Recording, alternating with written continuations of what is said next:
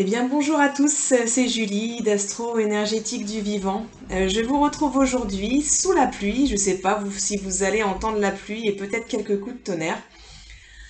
En tout cas, je vous retrouve pour parler de la prochaine nouvelle lune qui aura lieu samedi prochain, le 30 avril 2022, qui a la particularité d'être également une éclipse, puisqu'elle se retrouve conjointe au nœud nord, qui est également en taureau. Alors ça veut dire que cette énergie de nouvelle lune va être particulièrement puissante en termes d'ouverture de nouvelles pages, de nouveaux portails, et qui s'ancre dans l'énergie du signe du taureau, qui va mettre en avant tout un tas de valeurs spécifiques au taureau, dont nous allons parler plus en avant dans la vidéo, mais notamment celle du temps, de la lenteur, de la sécurité, de l'autonomie, et également du rapport au corps, à la sensorialité et à l'alimentation. On va y revenir plus longuement dans la vidéo. Cette nouvelle lune a également la particularité d'être conjointe à la planète Uranus, qui est également en taureau depuis quelques années. Et la planète Uranus est une planète dont on a déjà parlé précédemment, et qui, je vous le rappelle, est une planète qui vient apporter des énergies dans le collectif, puisqu'ici on parle d'énergie collective, qui vient apporter donc des énergies de renouveau, de renouvellement. Et également, c'est une planète qui amène des énergies très créatives, très uniques. On vient révéler des choses assez novatrices, quelque chose assez original et créatrice avec les énergies d'Uranus. Alors Uranus, ça peut également se manifester, on y reviendra, avec tout un tas d'événements qui peuvent être assez déstabilisants puisqu'ils viennent d'un coup avec Uranus. Donc en lien avec ces notions qu'on a mentionnées et qu'on va développer, de sécurité, d'abondance, également de temps, du rapport au corps et du rapport à l'autonomie, eh bien ça peut être assez chamboulant, cette période de portail qui s'ouvre avec le 30 avril et plus particulièrement jusqu'à l'éclipse suivante qui aura lieu à la mi-mai. Eh bien, il peut se passer tout un tas d'événements, tant dans le collectif que dans nos vies individuelles, qui viennent nous chambouler et nous remettre en question et nous demander de réagir avec créativité, avec originalité, avec vraiment des idées novatrices pour nous et pour nourrir en nous et dans le collectif ces énergies du taureau, qui sont donc des énergies très proches des énergies de la Terre, de notre planète en fait. C'est des énergies extrêmement respectueuses du vivant, respectueuses de la nature, respectueuses du vivant en nous et respectueuses socialement également, et écologiques dans tous les sens du terme. Donc on va essayer de reconstruire notre écologie intérieure et extérieure avec cette nouvelle lune qui se porte et qui se présente à nous. Je trouve assez excellent qu'on ait cet orage en plein milieu de la vidéo, parce que ça illustre bien les énergies d'Uranus qui arrivent comme ça, paf, comme un coup de tonnerre, comme un éclair qui vient peut-être briser certaines croyances qu'on pouvait croire gravées dans le marbre et qu'on croyait éternel en fait, et puis en fait Uranus vient de dire non non, alors en fait ça c'est plus du tout d'actualité et on va justement amener un petit coup de neuf, un petit coup de propre à tout ça. Voilà, alors on passe tout de suite aux valeurs du taureau, plus spécifiquement, qui viennent être mises à jour, mises en lumière et donc probablement revisitées, retravaillées. Ça peut se passer de manière très fluide et ouvrir quelque chose de nouveau, ou alors ça peut se passer avec des événements un petit peu plus confrontants avec Uranus. Ça sera à nous de voir ce qui va se passer dans le collectif et puis dans la vie individuelle de chacun, comment ça va pouvoir se refléter. On commence avec la notion de sécurité.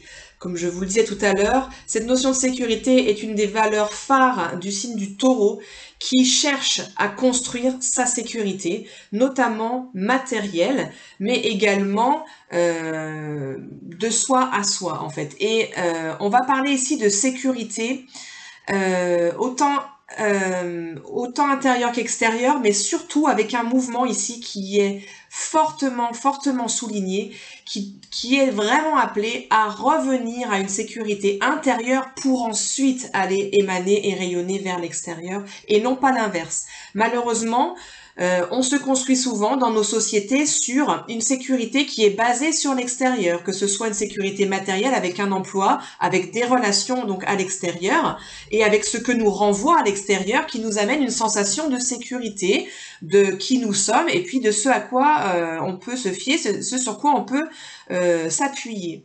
Et bien ici, le mouvement qui est vraiment mis en avant, c'est le mouvement inverse, et le mouvement de pouvoir avoir ce très grand défi de reconstruire sa sécurité intérieure pour que, quels que soient les événements extérieurs, et Dieu sait qu'il y a de l'insécurité et du chamboulement en ce moment, on sent bien avec les tensions autant nationales qu'internationales, en termes, encore une fois, d'alimentation, ce qui est une valeur propre au taureau, de ressources et également de travail, toutes ces notions-là qui sont très taureaux, eh bien, tout ça est quand même remis en question.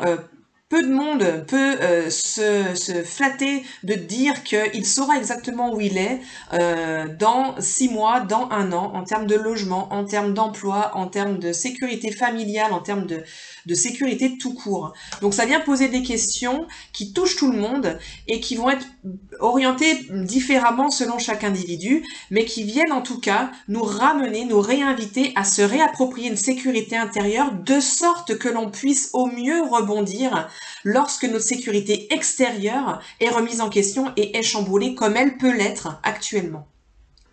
Et ce mouvement qui vient de l'intérieur pour aller vers l'extérieur nous amène directement à la deuxième notion clé ici, qui est extrêmement soulignée depuis quelque temps, mais qui va l'être encore plus sur la période qui va entourer cette éclipse et puis la suivante, et c'est la notion d'autonomie. Puisque ici, avec ce mouvement d'intérieur qui mène à l'extérieur, eh bien, on nous propose de venir sortir de la dépendance, sortir de toute forme de dépendance. Donc en fait, le climat international nous le montre bien, puisque on voit qu'avec ce qui peut se passer à l'international, eh bien, on est, mais en fait au national, et puis c'est le cas, on en est conscient depuis quelques années, mais là c'est particulièrement exacerbé, on est dépendant de certaines industries, de certaines entreprises et même de certains pays pour nous fournir certaines matières premières ou certains aliments. Et que donc, dès qu'il y a un chamboulement extérieur et qui est donc complètement hors de notre portée, hors de notre contrôle, on ne peut rien faire que d'être dépendant des conséquences. Bien, justement ici, le mouvement qui est invité, qui est proposé, c'est de revenir à une autonomie.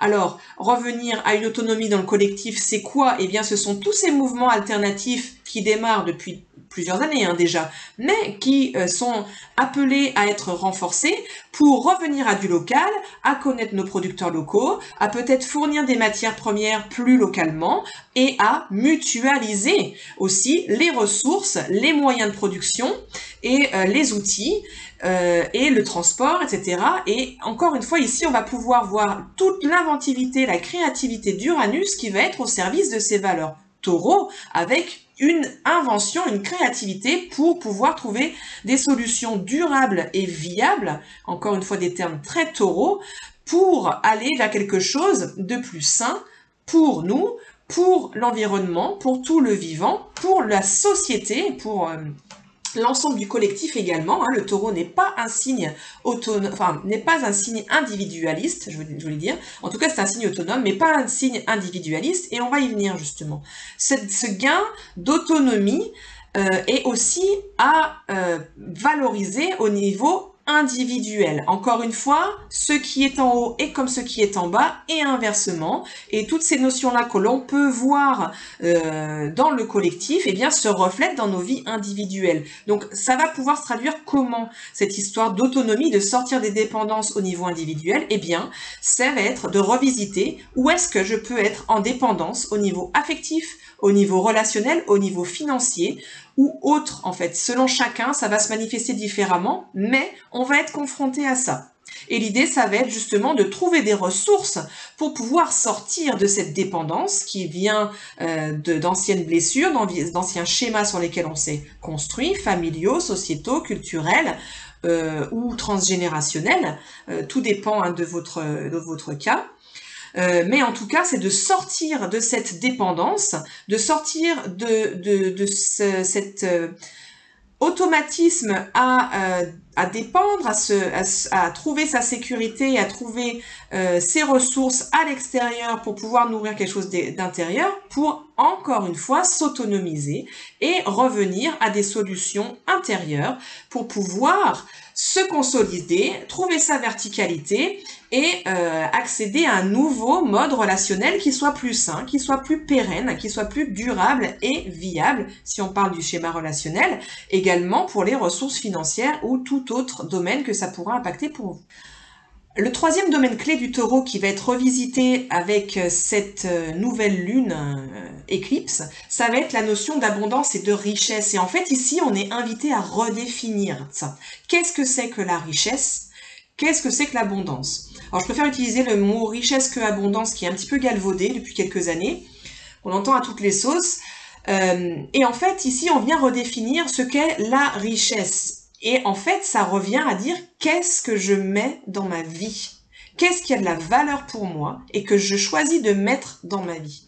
C'est ça la richesse. Alors de quoi est-ce que je suis riche? À quoi est-ce que je consacre mon temps? Et en fait, ici, on est appelé à vraiment réorienter, à consacrer notre temps et notre énergie à ce qui est réellement nourrissant pour nous.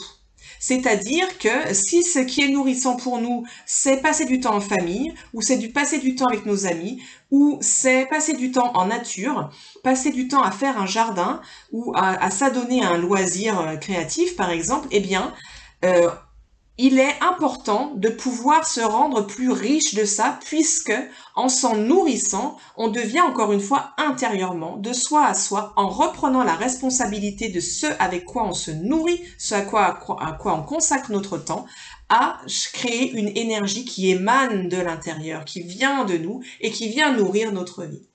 Donc ici, l'idée, c'est vraiment de lâcher tout ce qui est stérile, tout ce qui ne nous nourrit pas en termes de relations, en termes d'activité, peut-être en termes de travail. C'est à chacun de voir sur quoi ça va se porter dans sa vie à lui. Mais en tout cas, il y a quelque chose à revisiter ici et à reconstruire différemment en basant, en accent sur le nourrissant, sur l'abondant, sur ce qui nous rend plein et riche. Attention ici à ne pas verser dans l'excès inverse qui serait l'excès d'ombre du scorpion qui lui a un sens critique et très exacerbé, et dans l'ombre du scorpion, c'est-à-dire l'excès du scorpion, le sens critique et comment dire et le niveau d'exigence sont tels que on peut avoir envie peut-être de tout envoyer bouler et donc de tout jeter. Et là, il faut pas jeter le bébé avec l'eau du bain, et l'idée c'est de garder justement un rapport à la matière, au corps, et revenir à son corps, on va y venir, pour savoir ce qu'on garde et ce qu'on ne garde pas, et ne pas tomber dans un excès non plus. Alors justement, revenons au corps et à la valeur temps, qui sont deux valeurs extrêmement centrales pour le taureau. Le rapport au corps, le rapport à la sensorialité, expérimenter le monde à travers ses sens, à travers le goût, à travers l'odorat, à travers le toucher, à travers l'ouïe et la vue, sont extrêmement importants pour le taureau. Et c'est vraiment revenir à ces bases-là, revenir à son corps, à ce qui nourrit le corps et à ce qui nourrit les sens, pour pouvoir vraiment s'ancrer dans son corps et revenir vraiment à son corps comme boussole. C'est-à-dire que la seule boussole, en fait, selon le taureau, qui ne peut pas nous tromper, c'est la boussole du corps. On peut se faire berner par ses pensées, on peut se faire même berner par son intuition qui peut être biaisée, mais on ne peut pas se faire tromper par ce que nous dit notre corps. Et pour ça, il faut être capable de se remettre à l'écoute de nos corps et nourrir la sensorialité.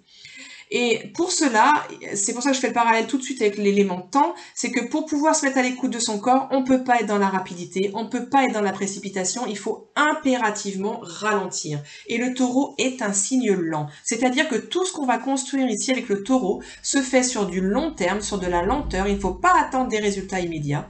Mais par contre, ce sont des résultats durables et des résultats qui vont vraiment être pérennes et amener un changement, une modification, une reconstruction sur du long terme pour du bon, pour du bien-être. Le taureau, il est vraiment axé sur ce qui fait du bien, sur ce qui est bon, sur ce qui est nourrissant. Donc c'est vraiment ces changements-là qui sont en train de s'opérer avec ce passage en taureau fortement exacerbé par cette nouvelle lune. C'est vraiment un nouveau départ extrêmement puissant qui peut se faire si on est OK avec remettre en question ces valeurs-là, les remettre au centre de nos vies, à la manière qui est juste pour nous.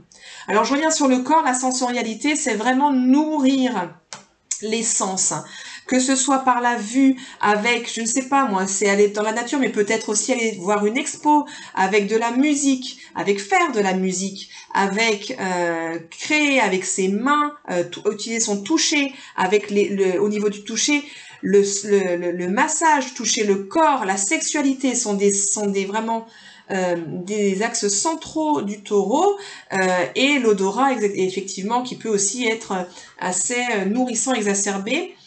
Tout ça sont des portes d'entrée, à vous de choisir celles qui sont les plus parlantes et les plus aisées pour vous. En fait, on a chacun nos portes d'entrée plus faciles pour pouvoir réellement choisir de les nourrir davantage en se donnant, en s'accordant du temps pour cela. Et ça vient tout de suite rejoindre le dernier point central qui est la redéfinition du plaisir. Alors le plaisir des sens évidemment, mais tout ce qui nous procure un réel plaisir. Et là, attention, on parle bien d'une redéfinition puisque il va s'agir de redéfinir et de pouvoir remettre de l'énergie dans ce qui nous procure réellement un plaisir réel et concret, ce qui nous nourrit vraiment. Contrairement et à ce qui peut être de l'ordre de je me nourris très vite sans conscience pour combler un vide que je peux ressentir en moi. Vous voyez, on passe vraiment de la compulsion au contraire à quelque chose qui est vraiment conscientisé parce qu'on sait que ça nous nourrit et que ça nous fait du bien. Et encore une fois, ça passe par le corps.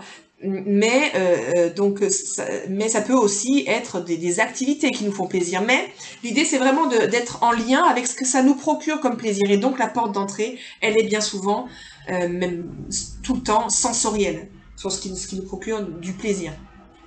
Et ça passe beaucoup par l'alimentation aussi. On en a déjà parlé, mais le taureau ici vient nous aider à revisiter l'alimentation, notre façon de nous alimenter. Alors que ce soit au sens propre, avec quels aliments je mets dans mon corps, quel carburant je mets dans mon corps. Et également, bon, on en a déjà parlé, mais je le rementionne, ce qui me nourrit vraiment, quelles activités, quelles relations, etc. me nourrissent vraiment. Le corps et l'alimentation sont centraux, donc ici, ça peut être aussi peut-être de mettre en valeur, en lumière avec cette nouvelle lune, des aliments qui me fatiguent en fait quand je mange, ou qui me font pas du bien, qui me ballonnent, ou qui me créent des symptômes. Et ça va être peut-être de revisiter l'alimentation pour réorienter de manière créative, parce qu'on va peut-être changer d'un mode alimentaire qui est communément admis et qui est extrêmement répandu à quelque chose qui va peut-être être un petit peu plus différent, mais qui va réellement me convenir. Donc ça peut être inconvenant au début parce que ça demande des changements alimentaires qui sont pas toujours aisés à faire et qu'on peut prendre comme quelque chose de difficile à vivre parce que on est tellement habitué à manger d'une certaine manière. Le tonnerre se fait entendre, je sais pas si vous l'entendez, mais bon, peut-être ça c'est un signe qu'il va y avoir effectivement des chamboulements au niveau alimentaire, je ne sais pas. Ça serait drôle, si jamais c'est votre cas, ça serait rigolo d'avoir vos retours dans les commentaires. En tout cas, voilà, le rapport à l'alimentation, donc au sens propre et au sens figuré, est primordial ici et à redéfinir. Alors, je vous le disais, avec Uranus, ça peut parfois se transcrire avec des événements qui viennent vraiment chambouler, donc ça peut être très inconfortable. Je vous le souhaite pas, mais c'est possible que ça se produise comme ça, peut-être à un niveau global ou sociétal, ou peut-être à un niveau individuel. l'avenir nous le dira. Mais en tout cas, ces changements qu'on va pouvoir revisiter avec ces différentes valeurs qui sont réétudiées, eh bien, ça va nous permettre un réalignement avec réellement nos besoins et nos valeurs propres. Et ce réalignement-là va nous permettre d'augmenter notre énergie, d'augmenter notre conscience et donc de pouvoir plus nous investir encore dans ce qui est une vie nourrissante pour nous et en fait créer une sorte de cercle vertueux qui va s'auto-alimenter sur le long terme, mais qu'il faut nourrir. C'est un effort qu'il faut faire au début parce qu'il n'est pas automatique. Donc en résumé, on va avoir ici un appel à une responsabilisation. Je reprends la responsabilité de tout un tas de domaines dans ma vie. Et donc, je reprends la responsabilité de ma sécurité. Je reprends la responsabilité de mon autonomie.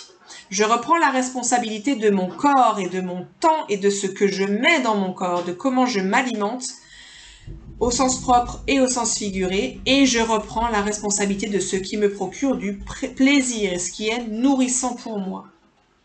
On va boucler en parlant de la planète maîtresse de cette éclipse et qui est la planète Vénus, qui est la planète qui régit le signe du Taureau et donc toutes ces planètes, donc le Soleil, la Lune, Uranus et puis l'axe des nœuds, le nœud nord qui est en Taureau. Tout ça est donc régi par la planète Vénus et il se trouve que la planète Vénus, au moment de l'éclipse et de la nouvelle lune, elle va être encore dans le signe du Poisson où elle est actuellement. Et elle va être en conjonction exacte avec Jupiter et aussi en conjonction avec Neptune, qui sont les deux maîtres du Poisson. Alors, Vénus en Poisson, elle est exaltée, c'est-à-dire qu'elle est très à son aise dans ce signe, elle s'y plaît bien, elle peut s'exprimer favorablement et aisément, facilement, et en plus, elle est en conjonction avec les deux maîtres du Poisson, ce qui veut dire que les énergies du Poisson, les énergies de générosité, de collectif, d'altruisme, d'humanisme et également de créativité, encore une fois on trouve cette créativité, eh bien vont être particulièrement exacerbées avec cette nouvelle lune. Et comme je vous le disais, le Poisson a comme un de ses attributs d'être vraiment un signe de cœur, un signe de générosité. Donc ici c'est se donner à soi, en pleine générosité, se donner à soi ce dont on a besoin, se nourrir, se donner à soi, pour ensuite pouvoir donner aux autres et pouvoir en fait faire en sorte que ça rebondisse, que ça impacte le collectif. Donc ici, c'est se donner pour pouvoir ensuite donner à l'autre. Et j'ai envie de dire que c'est un moment où on va pouvoir constater qu'en se donnant à soi, eh bien, on va pouvoir nourrir ensuite le collectif et donner à l'autre. Mais alors attention ici, il va pas falloir tomber dans l'ombre du Poisson et qui est de donner, de contribuer de manière qui n'est pas très saine en tombant dans le fait de donner en mode sauveur ou en mode sacrifice. Et ni non plus en donner avec l'oubli de soi. Ça serait vraiment l'excès de Poisson. Non, là, on demande vraiment un vrai alignement et d'être dans cette générosité qui est alignée et qui émane de soi et qui se répand autour de soi. Donc c'est pas se donner pour se donner un rôle et pour pouvoir se placer comme sauveur de l'humanité ou se placer comme regardez comme moi je me sacrifie pour les autres, surtout pas. Mais donc bien, moi je me nourris. Et par effet de conséquence, ça va avoir un impact sur les autres en fait. Et là, on est vraiment dans quelque chose qui est sain et qui est aligné et qui n'est pas dans une distorsion des énergies, ni Taureau, ni Poisson, ni quelle qu'elle soit d'ailleurs. Voilà. Donc j'espère que cette période de nouvelle lune sera la plus douce possible avec vous. Elle promet d'être intense. J'espère que ça se manifestera de manière suffisamment douce et agréable pour vous. Comme il s'agit d'une pleine lune, pardon, d'une nouvelle lune vraiment particulière, j'ai décidé de faire également un live qui aura lieu le 30 avril et qui pourra donner lieu à une espèce de rituel méditatif peut-être un soin collectif, j'ai pas encore décidé, je verrai d'ici la fin de la semaine. En tout cas, il va y avoir un moment auquel vous pouvez participer en live si vous le voulez et que vous pourrez regarder par la suite si vous n'êtes pas disponible à l'heure du live. Mais je vous invite à y participer parce que je pense que ça va être un moment assez fort où on va pouvoir réussir à mettre en place de belles intentions pour cette nouvelle lune portail du 30 avril 2022. Voilà, en attendant, je vous souhaite une très belle semaine et je vous dis à très vite.